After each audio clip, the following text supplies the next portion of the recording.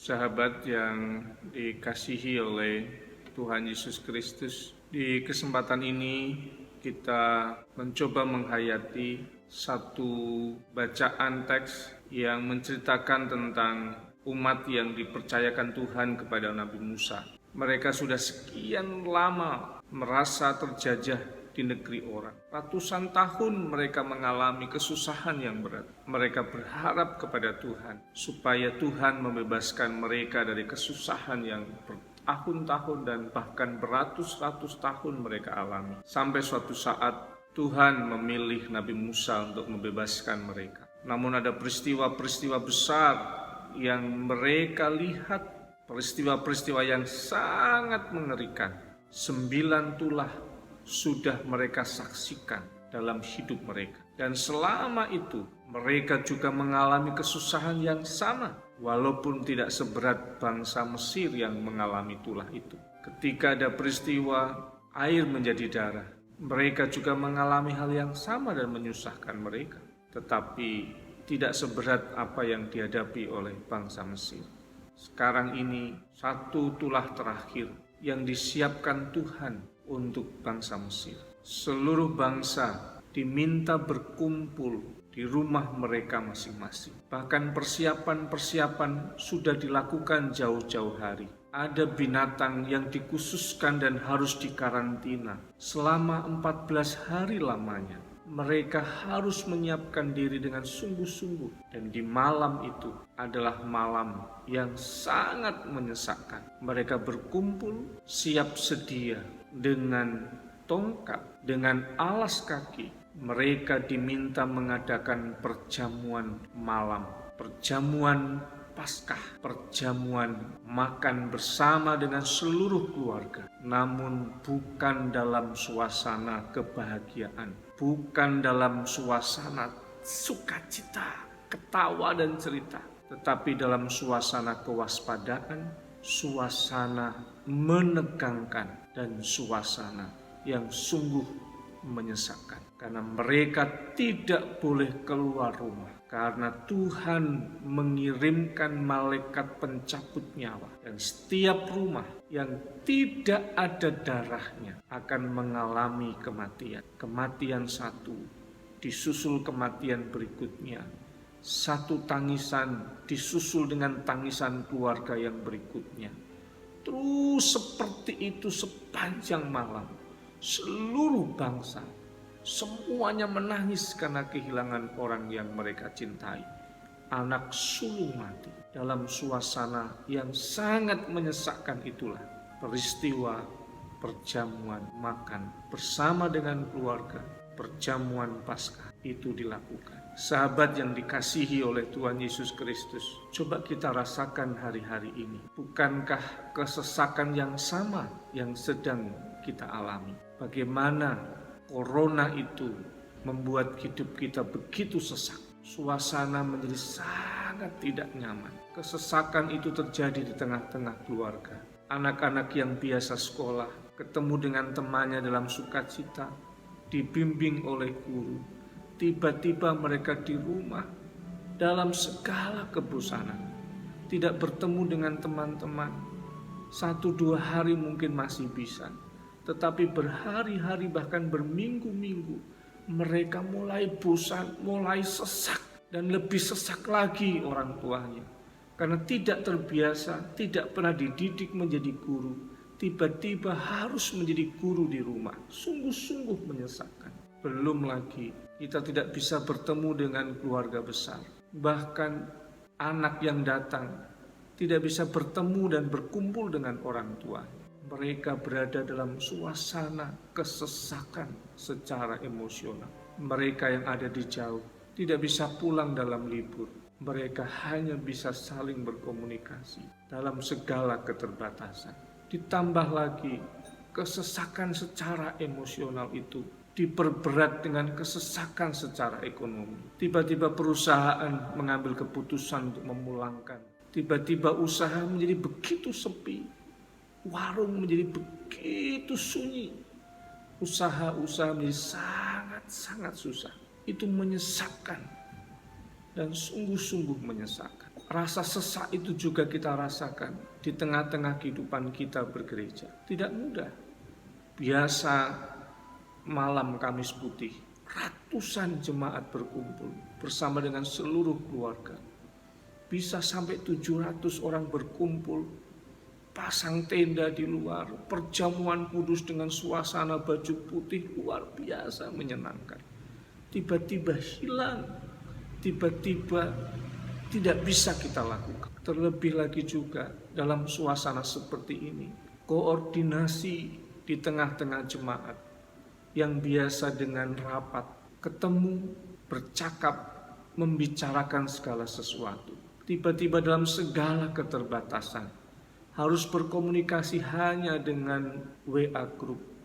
Ada banyak keterbatasan dengan tulisan, ada banyak soal yang dimunculkan.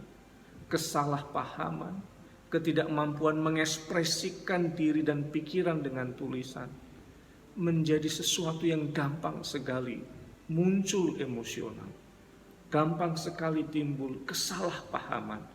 Itu juga sangat menyesakkan dalam hubungan yang lebih luas. Dalam posisi saya sekarang ini di sinode, menjadi punya gambaran yang sangat luas tentang problem ini. Bayangkan ketika persembahan menjadi tidak lancar, gereja-gereja yang semulanya sudah miskin, semulanya tidak mampu membayar pendeta dan tenaga, harus bergantung pada dukungan orang-orang lain, gereja-gereja lain dan dukungan dari sinode melalui pengelolaan dana abadi. Tiba-tiba investasi dana abadi menjadi sulit untuk bisa diharapkan. Investasi yang dilakukan untuk mengembangkan hotel tiba-tiba sunyi tanpa pengunjung, bahkan harus terpaksa merumahkan mereka. Menjadi semakin sesak sekali. Gimana caranya untuk bisa menghidupi beasiswa yang sekian yang harus dipenuhi. Dan banyak gereja yang semulanya mampu mandiri, tiba-tiba dalam suasana seperti ini maka mengalami kesulitan untuk membayar pendeta. Kalau dulu satu bermasalah, yang satu masih kuat, sehingga kita bisa bilang mengatakan ayo bantu yang ini. Tapi sekarang semuanya susah, semuanya sulit. Dalam kesesakan itulah kita mengenang kembali satu peristiwa perjamuan Paskah di kitab Keluaran. Berkumpul bersama dengan seluruh keluarga dalam kewaspadaan dan dalam kesiapsiagaan untuk merespon setiap situasi.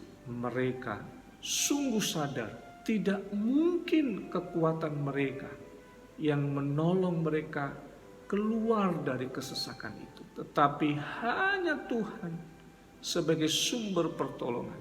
Mereka sungguh menghayati melalui perjamuan makan malam itu, mereka sedang berdoa, mereka sedang menghayati bagaimana pertolongan Tuhan dalam hidup mereka. Dan biarlah malam hari ini kita boleh diingatkan kembali kejujuran hati kita untuk mengakui segala kesesakan, mengakui segala kesusahan yang kita hadapi.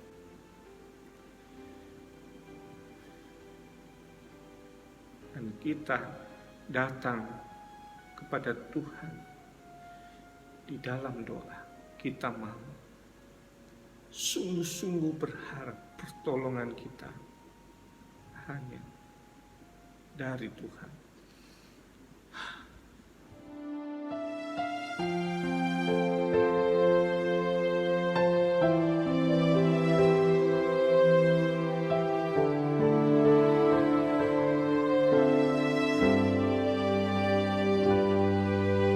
Tuhan ajarku tetap percaya, Tuhan ajarku tetap berharap, walaupun ku tak melihat jalan yang terbuka, namun ku memilih untuk tetap percaya. Tuhan tolonglah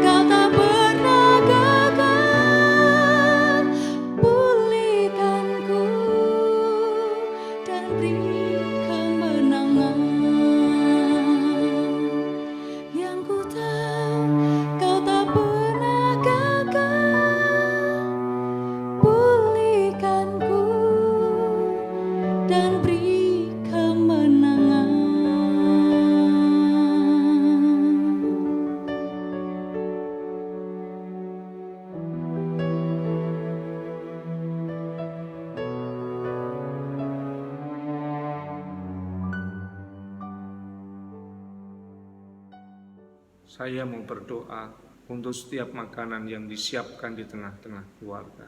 Tuhan Yesus Kristus, berkatilah makanan yang disediakan.